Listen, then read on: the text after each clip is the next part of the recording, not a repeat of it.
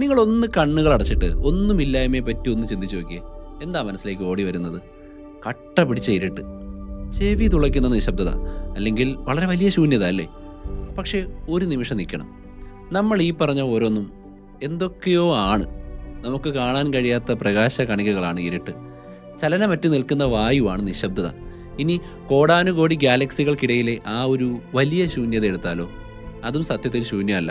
അവിടെ നമുക്ക് കാണാനോ തൊടാനോ കഴിയാത്ത ഒരുതരം നിഗൂഢമായിട്ടുള്ള ഊർജം എപ്പോഴും ഒരു കടൽ പോലെ ഇങ്ങനെ ഇളകി മറിയുന്നുണ്ട്. ഈ ഒരു ചിന്ത പുതിയതൊന്നുമല്ല. പണ്ടേ പുരാതന ഗ്രീക്കുകാർക്കിടയിൽ ഇതൊരു വലിയ തർക്കമായിരുന്നു. പാർമെനിഡിസ് എന്ന് പേരുള്ള ഒരു ഫിലോസഫർ ഉണ്ടായിരുന്നു.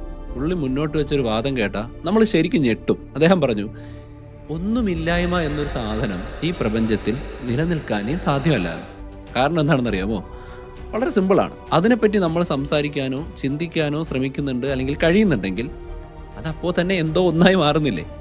ഇതൊരു ഭയങ്കര ലോജിക്കൽ പ്രോബ്ലം ആയിരുന്നു. അടുത്തൊരു 2000 വർഷത്തേക്ക് തലയെടുപ്പുള്ള ചിന്തകന്മാരെ എല്ലാം വെള്ളം കുടിപ്പിച്ച ഒരു ചോദ്യം. അപ്പോൾ ഒന്നുമില്ലായ്മ അല്ലെങ്കിൽ നത്തിങ് എന്നുള്ളത് ഒരിക്കലും യഥാർത്ഥത്തിൽ ഒന്നുമില്ലായ്മ അല്ലെങ്കിൽ പിന്നെന്താണ്? ഈ ലോകത്തെ താങ്ങി നിർത്തുന്ന ആ ഒരു വലിയ ഹോളാണോ? ആയിരക്കണക്കിന് വർഷങ്ങളായിട്ട് നമ്മൾ ഈ ചോദ്യത്തിൻ്റെ പിന്നാലെ ഉണ്ട്. പ്രപഞ്ചം ഉണ്ടാകുന്നതിന് മുൻപുള്ള രൂപമില്ലാത്ത അവസ്ഥയെക്കുറിച്ച് പറയുന്ന പുരാണ കഥകൾ മുതൽ ഒരു തീപ്പെട്ടിക്കൂടിൻ്റെ വലിപ്പമുള്ള സ്ഥലത്ത് പോലും ഊർജം തിങ്ങി നിറഞ്ഞിരിക്കുന്നു എന്ന് കണ്ടെത്തിയ ആധുനിക ഭൗതിക ശാസ്ത്രം വരെ നമ്മളെല്ലാവരും ഈ ഒന്നുമില്ലായ്മയുടെ രഹസ്യം തുടരുകയാണ്. സത്യം പറഞ്ഞാൽ നമ്മുടെ ലോകം തന്നെ കെട്ടിപ്പൊക്കിയത് കുറേ ഹോളുകൾക്ക് മുകളിലാണ്. കണക്കിലെ പൂജ്യം, ബഹിരാകാശത്തെ ശൂന്യത, ആറ്റങ്ങൾക്കിടയിലെ വിടവ്. ഒരു ദ്വാരം എന്നതൊരു വസ്തുവല്ല, അല്ലെങ്കിൽ ഒരു നത്തിങ്, ഒരു വേക്കൻസി എന്ന് പറയുന്നത് ഒരു വസ്തുവല്ല. അത് ചുറ്റുപാടുമുള്ള എല്ലാം ചേർന്ന് രൂപം കൊടുക്കുന്ന ഒരു ഒന്നുമില്ലാത്ത അവസ്ഥയാണ്. അതായത് അവിടെ എന്തില്ല എന്നതിനെ ആശ്രയിച്ചാണ് അതിനൊരു രൂപം കിട്ടുന്നത്. ഒരു കപ്പിൻ്റെ ഉപയോഗം അതിനകത്തുള്ള ശൂന്യമായ സ്ഥലമാണെന്ന് നമ്മൾ പറയും. ഒരു വീടിൻ്റെ വാല്യൂ എന്ന് പറയുന്നത് അതിൻ്റെ വീടിൻ്റെ ചുമരുകൾക്കുള്ളിലുള്ള ഒഴിഞ്ഞ സ്ഥലമാണ്. ഒരു കഥയ്ക്ക് അർത്ഥം കൊടുക്കുന്നത് വാക്കുകൾക്കിടയിലെ സൈലൻസ് ആണ്. ബ്ലാക്ക് ഹോളും ഇങ്ങനെ തന്നെ. അതിഭയങ്കരമായിട്ടുള്ള ഡെൻസിറ്റി കാരണം പ്രപഞ്ചത്തിൽ നിന്ന് സ്വയം അപ്രത്യക്ഷമാകുന്ന ഒരു വസ്തുവാണത്. പിന്നിൽ അതിൻ്റെ ഗ്രാവിറ്റിയുടെ ഒരു ഓർമ്മ മാത്രം ബാക്കി വെച്ച്. ഈ ഒരു അഭാവമാണ് കോടിക്കണക്കിന് നക്ഷത്രങ്ങളുടെയും ഗാലക്സികളുടെയും തലവിധി തന്നെ നിർണ്ണയിക്കുന്നത്. നമ്മൾ ഈ ശൂന്യതയ്ക്ക് പല വിധത്തിലുള്ള പേരുകൾ നൽകിയിട്ടുണ്ട്. അറ്റോമിസ്റ്റുകളുടെ വോയിഡ് മുതൽ പുരാതന ഇന്ത്യയുടെ ശൂന്യ വരെ. എന്നിട്ട് നൂറ്റാണ്ടുകളോളം അതിൻ്റെ ശക്തി മനസ്സിലാക്കാൻ ശ്രമിച്ചുകൊണ്ടേയിരുന്നു. ഈ ഒന്നുമില്ലായ്മയെക്കുറിച്ചുള്ള മനുഷ്യൻ്റെ ആദ്യത്തെ കണ്ടുമുട്ടൽ പ്രപഞ്ചത്തെക്കുറിച്ചായിരുന്നില്ല, മറിച്ച് അക്കങ്ങളെക്കുറിച്ചായിരുന്നു. പുരാതന ബാബിലോണിയക്കാർ കളിമൺ ഫലകങ്ങളിൽ സംഖ്യകൾക്കിടയിൽ സ്ഥലം ഒഴിച്ചിടുമായിരുന്നു. ഒരു സംഖ്യയുടെ അഭാവം കാണിക്കാൻ വേണ്ടിയാണത്. പക്ഷേ അതൊരു അടയാളം മാത്രമായിരുന്നു. അതിനൊരു നമ്പർ എന്നുള്ള നിലയ്ക്ക് ഒരു ഐഡൻറ്റിറ്റി കൊടുത്തത് ഇന്ത്യയിലാണ്. ഏകദേശം 5-ാം നൂറ്റാണ്ടിൽ ആര്യഭടനെ പോലെയുള്ള ഗണിതശാസ്ത്രജ്ഞന്മാരാണ് പൂജ്യത്തിനൊരു സംഖ്യ എന്ന നിലയിൽ ജീവൻ കൊടുക്കുന്നത്. അതുവരെ അക്കങ്ങൾ എണ്ണാൻ മാത്രമുള്ളതായിരുന്നു. പൂജ്യം വന്നതോടെ അത് ചിന്തിക്കാനുള്ളൊരു ഉപകരണം കൂടിയായി. പിന്നീട് 7-ാം നൂറ്റാണ്ടിൽ ബ്രഹ്മഗുപ്തൻ പൂജ്യം ഉപയോഗിച്ചുള്ള കണക്കുകൂട്ടലുകൾക്ക് കൃത്യമായിട്ടുള്ള നിയമങ്ങളുണ്ടാക്കി. ശൂന്യ എന്നറിയപ്പെടുന്ന ഈ ഒരു ആശയം അതൊരു വിപ്ലവം തന്നെയായിരുന്നു. അതായത് ഒന്നുമില്ലായ്മ അതൊരു പ്ലേസ് ഹോൾഡർ മാത്രമായിരുന്നില്ല. ഒന്നുമില്ലായ്മയെ പ്രതിനിധീകരിക്കാനും എന്നാൽ അനന്തമായ ശക്തി കൈവശം വയ്ക്കാനും കഴിവുള്ള ഒരു ചിഹ്നമായിരുന്നു അത്. ഇന്ത്യയിൽ നിന്ന് അറബ് ലോകം വഴി യൂറോപ്പിലേക്കുള്ള പൂജ്യത്തിൻ്റെ യാത്ര വളരെ സ്ലോ ആയിരുന്നു. 19-ാം നൂറ്റാണ്ടിൽ ഫിബനാച്ചി എന്നൊരു മാത്തമാറ്റീഷ്യനാണ് അതിനെ യൂറോപ്പിന് പരിചയപ്പെടുത്തുന്നത്. പക്ഷേ യൂറോപ്പുകാരതിനെ 2 കൈ നീട്ടി സ്വീകരിച്ചെന്നൊന്നും കരുതണ്ട. റോമൻ സംഖ്യാസമ്പ്രദായത്തെ സങ്കീർണമാക്കുന്ന ഒരു പൈശാചിക കണ്ടുപിടുത്തം എന്ന പേരിൽ യൂറോപ്പിൻ്റെ ചിലയിടങ്ങളിൽ പൂജ്യം നിരോധിച്ചിരുന്നു പോലും. എന്തല്ലേ, കോമഡി അല്ലേ? എന്നാൽ നമുക്കിന്ന് പൂജ്യമില്ലാത്തൊരു അൾജിബ്രയോ കമ്പ്യൂട്ടറോ ഫിസിക്സോ ഒന്നും ചിന്തിക്കാൻ പറ്റില്ല. അങ്ങനെ ഒരു കോൺട്രഡിക്ടറി എന്ന് പറയട്ടെ, ഒന്നുമില്ലായ്മ എല്ലാത്തിൻ്റെയും ബേസിക്സായി മാറി. ഏകദേശം 2000 വർഷത്തോളം ലോകം വിശ്വസിച്ചിരുന്നത് അരിസ്റ്റോട്ടിൽ പറഞ്ഞൊരു കാര്യമാണ്, പ്രകൃതിക്ക് ശൂന്യതയെ വെറുപ്പാണെന്ന്. അതായത് ഒരിടത്ത് ശൂന്യത ഉണ്ടായാൽ പ്രകൃതി അവിടേക്ക് പെട്ടെന്ന് എന്തെങ്കിലും നിറയ്ക്കും. പക്ഷേ 1643 ഗലീലിയോയുടെ ഒരു ശിഷ്യനായ ഇവാഞ്ചലിസ്റ്റ ടോറിസെല്ലി ഒരു അതിപുരാതനമായിട്ടുള്ള ഈ ഒരു വിശ്വാസത്തെ ചോദ്യം ചെയ്യാൻ ധൈര്യം കാണിച്ചു. പുള്ളി ഒരു നീണ്ട ഗ്ലാസ് ട്യൂബിൽ മെർക്കുറി നിറച്ചിട്ട് ഒരറ്റം അടച്ചിട്ട് അതിനെ മെർക്കുറി നിറച്ച മറ്റൊരു പാത്രത്തിൽ തലകീഴായി കമിഴ്ത്തി വെച്ചു. അപ്പോൾ ട്യൂബിലെ മെർക്കുറി കുറച്ച് താഴേക്ക് വന്നു, പക്ഷേ മുഴുവനായിട്ട് ഇറങ്ങിയില്ല. ട്യൂബിൻ്റെ മുകളിൽ കുറച്ച് ഒഴിഞ്ഞ സ്ഥലം ബാക്കിയായി.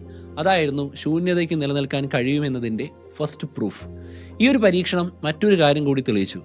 നമ്മൾ ജീവിക്കുന്നത് ഒരു വായുവിൻ്റെ സമുദ്രത്തിനടിയിലാണെന്നും നമ്മൾ അറിയുന്നില്ലെങ്കിലും ആ ഒരു വായുവിൻ്റെ ഭാരം എപ്പോഴും നമ്മുടെ തലയ്ക്ക് മുകളിൽ ഉണ്ട് എന്നുള്ളത്. പിന്നീട് ബ്ലെയ്സ് പാസ്കൽ എന്ന ഫ്രഞ്ച് ശാസ്ത്രജ്ഞൻ ഈ ഒരു പരീക്ഷണം പല ഉയരങ്ങളിൽ വെച്ച് ആവർത്തിച്ച് അന്തരീക്ഷ മർദ്ദം എല്ലായിടത്തും ഒരുപോലെ അല്ല എന്ന് പ്രൂവ് ചെയ്തു. അങ്ങനെ അഭാവത്തിനും ഭാരമുണ്ട് എന്ന് നമ്മൾ മനസ്സിലാക്കി. ഇനി നമുക്ക് 20-ാം നൂറ്റാണ്ടിലേക്ക് ഒരു ചാട്ടം ചാടാം. ഭൗതിക ശാസ്ത്രജ്ഞർ ശൂന്യതയിലേക്ക് ആഴത്തിൽ നോക്കിയപ്പോൾ അവിടെ കണ്ടത് ഒന്നുമില്ലായ്മയല്ല, മറിച്ച് ഒരുതരം ബഹളമാണ്. ഒന്നുമില്ലെന്ന് നമ്മൾ കരുതുന്ന സ്പേസ് സത്യത്തിൽ തിളച്ചുമറിയുന്ന ഒരുതരം നുരയാണ് എന്നവർ കണ്ടെത്തി. ഒരു ഉദാഹരണം പറഞ്ഞാൽ അടച്ചു വെച്ച സോഡാക്കുപ്പി പോലെയാണ്. പുറമേ നിന്ന് നോക്കുമ്പോൾ ശാന്തമായിരിക്കും, പക്ഷേ അതിനകത്ത് എപ്പോഴും പൊട്ടി വരാൻ തയ്യാറായി നിൽക്കുന്ന കുമിളകളുണ്ട്. അതുപോലെയാണ് ശൂന്യമായ സ്ഥലവും. ഒരു സെക്കൻഡിലെ കോടാനുകോടിയിലൊരു അംശം സമയം കൊണ്ട് ഊർജം കടം വാങ്ങി വിർച്വൽ കണികകൾ ഉണ്ടാവുകയും ഉടൻ തന്നെ അപ്രത്യക്ഷമാവുകയും ചെയ്യുന്നുണ്ട്. ഇതിനെയാണ് ക്വാണ്ടം ഫോം എന്ന് പറയുന്നത്. ഇത് നിശബ്ദതയല്ല, മറിച്ച് യാഥാർത്ഥ്യം രൂപം കൊള്ളുന്ന ഒരുതരം മർമ്മരക്കടലാണ്. ഇതൊരു വെറും തിയറിയല്ല, ഇതിന് വ്യക്തമായ തെളിവുണ്ട്. 1948 പ്രവചിക്കപ്പെട്ട കാസിമർ എഫക്റ്റ് ഒരു വലിയ തെളിവാണ്. ചാർജ് ഇല്ലാത്ത 2 പ്ലേറ്റുകളെ ഒരു വാക്വത്തിൽ അതിസൂക്ഷ്മമായ അകലത്തിൽ വയ്ക്കുമ്പോൾ കാണാൻ കഴിയാത്ത ഒരു ശക്തി അവയെ പരസ്പരം അടുപ്പിക്കും. കാരണം ആ പ്ലേറ്റുകൾക്ക് പുറത്തുള്ള വലിയ ഊർജ്ജ തരംഗങ്ങൾക്ക് അവയുടെ ഇടയിലുള്ള ചെറിയ സ്ഥലത്തേക്ക് കടക്കാൻ കഴിയില്ല. അതുകൊണ്ട് പുറത്തു നിന്നുള്ള തള്ളൽ കാരണം അവ പരസ്പരം ഒട്ടിച്ചേരും. അതായത് ശൂന്യതയ്ക്ക് പോലും അളക്കാൻ കഴിയുന്ന ഒരു മർദ്ദം ചെലുത്താൻ സാധിക്കുമെന്ന് സാരം. ഇവിടെയാണ് നമ്മൾ ഐൻസ്റ്റീൻ്റെ കഥ പറയുന്നത്. പുള്ളിയുടെ ആപേക്ഷികതാ സിദ്ധാന്തത്തിൽ കോസ്മോളജിക്കൽ കോൺസ്റ്റന്റ് എന്ന് പറയുന്ന ഒരു സംഗതി ഉൾപ്പെടുത്തിയിരുന്നതായിട്ട് നിങ്ങൾ കേട്ടിട്ടുണ്ടാവും. പ്രപഞ്ചം വികസിക്കുകയോ ചുരുങ്ങുകയോ ചെയ്യുന്നില്ല എന്ന് വരുത്തി തീർക്കാനായിരുന്നു അദ്ദേഹം അത് ചെയ്തത്. പിന്നീട് പ്രപഞ്ചം വികസിക്കുകയാണെന്ന് കണ്ടെത്തിയപ്പോൾ അദ്ദേഹം അതിനെ എൻ്റെ ജീവിതത്തിലെ ഏറ്റവും വലിയ മണ്ടത്തരം എന്ന് വിളിച്ചു. പക്ഷേ കഥ അവിടെ തീർന്നില്ല. ദശാബ്ദങ്ങൾക്ക് ശേഷം പ്രപഞ്ചത്തിൻ്റെ വികാസം വേഗത കുറയുകയല്ല, മറിച്ച് കൂടിക്കൂടി വരികയാണെന്ന് ഗവേഷകർ കണ്ടെത്തി. ഇതിൻ്റെ പിന്നിലെ വില്ലൻ ഡാർക്ക് എനർജിയാണ് എന്നാണ് നമ്മൾ ഇപ്പോൾ വിശ്വസിക്കുന്നത്. ഒരു ഉദാഹരണം പറയാം. നമ്മൾ ഉണക്കമുന്തിരിയിട്ട് ഒരു ബ്രെഡിൻ്റെ മാവ് പുളിക്കാൻ വെക്കുകയാണെന്ന് കരുതുക. മാവ് വികസിക്കുമ്പോൾ ഉണക്കമുന്തിരികൾ പരസ്പരം അകന്നു പോകും. അതുപോലെയാണ് ഗാലക്സികളും. ഇവിടെ ആ മാവിനെ വികസിപ്പിക്കുന്നത് ഈസ്റ്റ് പോലെയുള്ള ഒരു സാധനമാണ്. അതാണ് നമുക്കിവിടെ ഡാർക്ക് എനർജി ആയിട്ട് താരതമ്യപ്പെടുത്താൻ കഴിയുന്നത്. മറിച്ച് അത് പുറത്തു നിന്നുള്ള ഒരു തള്ളലല്ല, മറിച്ച് സ്ഥലത്തിൻ്റെ തന്നെ സഹജമായ ഒരു കഴിവാണ്. ഐൻസ്റ്റീൻ്റെ ഈ മണ്ടത്തരം ഒരുപക്ഷെ പ്രപഞ്ചത്തിൻ്റെ തന്നെ ഇന്ധനമായി മാറിയിട്ടുണ്ട്. ഇനി നമ്മളിലേക്ക് വരാം. ഒന്ന് സങ്കല്പിച്ച് നോക്കൂ. ഒരാറ്റത്തിനെ നമ്മളൊരു ഫുട്ബോൾ സ്റ്റേഡിയത്തിൻ്റെ വലിപ്പത്തിൽ എടുത്തു കഴിഞ്ഞാൽ അതിൻ്റെ ന്യൂക്ലിയസ് ആ സെൻറ്ററിൽ വെച്ചിരിക്കുന്ന ഒരു അരിമണി മാത്രമായിരിക്കും. ഫുട്ബോൾ സ്റ്റേഡിയത്തിൻ്റെയാണ്. ബാക്കിയുള്ളതെല്ലാം ഇലക്ട്രോഡുകളുടെ ലോകമാണ്. ഇതിനർത്ഥം നിങ്ങളും നിങ്ങളുടെ കസേരയും ഈ ഭൂമിയുമെല്ലാം 99.9999% ശൂന്യസ്ഥലമാണ്. വിശ്വസിക്കാൻ പറ്റുന്നുണ്ടോ? അപ്പോൾ പിന്നെ നമ്മളെന്താ തറ തുളച്ച് താഴോട്ട് പോവാത്തേ? കാരണം ഈ കട്ടി എന്നൊക്കെ പറയുന്ന നമ്മുടെ ഒരു തോന്നൽ മാത്രമാണ്. 2 കാന്തങ്ങളുടെ ഒരേപോലെയുള്ള ആറ്റങ്ങളെ അടുപ്പിക്കാൻ ശ്രമിച്ചിട്ടുണ്ടോ?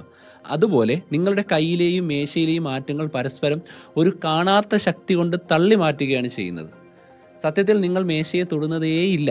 അല്ലെങ്കിൽ നിങ്ങൾ ഒരാളെ ഉമ്മ വയ്ക്കുമ്പോൾ നിങ്ങൾ അയാളെ സത്യത്തിൽ തൊടുന്നതേയില്ല. അതിനൊരു മുടിനാരിഴയുടെ വ്യത്യാസത്തിന് മുകളിൽ ഫ്ലോട്ട് ചെയ്ത് നിൽക്കുമെന്ന് പറയും. JR ഫാക്ടേഴ്സിൻ്റെ കഴിഞ്ഞ എപ്പിസോഡിൽ നമ്മൾ പറഞ്ഞൊരു കാര്യമുണ്ട്. സൗണ്ട് അതൊരിക്കലും പൂർണ്ണമായി മരിക്കുന്നില്ല എന്ന്. എന്നാൽ ബഹിരാകാശത്തെ ശൂന്യതയിൽ ശബ്ദത്തിന് സഞ്ചരിക്കാൻ ഒരു മീഡിയം ഇല്ല. എന്നിട്ടും ഈ പ്രപഞ്ചം ഇപ്പോഴും പാടുന്നുണ്ട്. ഗാലക്സി ക്ലസ്റ്ററുകളിലൂടെ അലയടിക്കുന്ന അതിബൃഹത്തായ വളരെ താഴ്ന്ന ഫ്രീക്വൻസിയിലുള്ള പ്രഷർ വേവുകൾ ശാസ്ത്രജ്ഞർ കണ്ടെത്തിയിട്ടുണ്ട്. ഇതിൽ ഏറ്റവും ഞെട്ടിക്കുന്ന ഒരു ഉദാഹരണം പെർസിയസ് ഗാലക്സി ക്ലസ്റ്ററിന് നടുവിലുള്ള സൂപ്പർ മാസീവ് ബ്ലാക്ക് ഹോളിൽ നിന്ന് വരുന്ന ശബ്ദമാണ്. അതൊരു B ഫ്ലാറ്റ് നോട്ടിന് തുല്യമാണ്. പക്ഷേ നമ്മുടെ കേൾവി ശക്തിയുടെ 50 ഒക്ടേവ് താഴെ. കോടിക്കണക്കിന് വർഷങ്ങളായിട്ട് മാറ്റൊലി കൊള്ളുന്ന പ്രപഞ്ചത്തിൻ്റെ ഒരു ഹൃദയമിടിപ്പ് പോലെ നമുക്കത് തോന്നും. ഒരു ചെവിക്കും കേൾക്കാൻ കഴിയാത്ത, എന്നാൽ പ്രപഞ്ചത്തിൻ്റെ ഘടനയെ തന്നെ രൂപപ്പെടുത്തുന്ന ഒരു ബാക്ക്ഗ്രൗണ്ട് മ്യൂസിക്.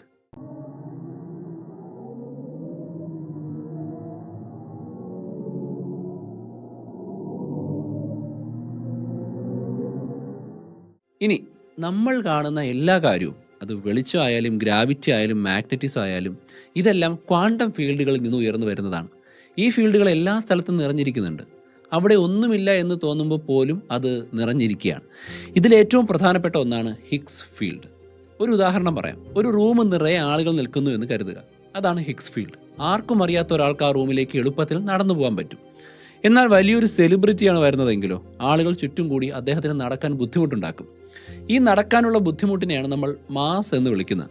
അതുപോലെ ഹിഗ്സ് ഫീൽഡുമായിട്ട് കൂടുതൽ ഇടപഴകുന്ന കണികകൾക്ക് കൂടുതൽ മാസും ഇടപഴകാത്തവയ്ക്ക് മാസ് ഇല്ലാതെയും വരുന്നുണ്ട്. അപ്പോൾ ഉള്ളതും ഇല്ലാത്തതും വിപരീതങ്ങളല്ല, ഒരേ ഫീൽഡിൻ്റെ രണ്ട് വ്യത്യസ്ത ഭാവങ്ങൾ മാത്രമാണ്. ഇനി പറയാൻ പോകുന്നത് ഫിസിസിസ്റ്റുകളുടെ ഉറക്കം കെടുത്തുന്ന ഒരു പേടി സ്വപ്നത്തെക്കുറിച്ചാണ്. ക്വാണ്ടം ഫീൽഡ് തിയറി വെച്ച് ശൂന്യതയുടെ ഊർജ്ജം കണക്കാക്കാൻ ശ്രമിക്കുമ്പോൾ അവർക്ക് കിട്ടുന്ന ഉത്തരം ഭീകരമായൊരു സംഖ്യയാണ്. എത്ര ഭീകരമെന്ന് വെച്ചാൽ, ഒരു മേശയുടെ ഉയരം കണക്കാക്കിയപ്പോൾ ആ വലിപ്പം ഈ പ്രപഞ്ചത്തോളം വലുതാണെന്നുള്ള ഉത്തരം കിട്ടിയ എന്ത് സംഭവിക്കും? അത്രയ്ക്ക് വലിയൊരു പൊരുത്തക്കേട് കണ്ടെത്തിയിട്ടുണ്ട്. ഒന്നുകിൽ നമ്മുടെ പ്രപഞ്ചം അസാധ്യമായൊരു ബാലൻസിങ്ങിൽ, അതായത് ഒരു കത്തിയുടെ മുനയിൽ നിൽക്കുകയാവാം, അല്ലെങ്കിൽ ഒന്നുമില്ലായ്മ എന്നൊരു വാക്കിൻ്റെ അർത്ഥത്തിൻ്റെ ഒരറ്റം പോലും നമ്മൾ ഇതുവരെ മനസ്സിലാക്കിയിട്ടുണ്ടായിരിക്കില്ല.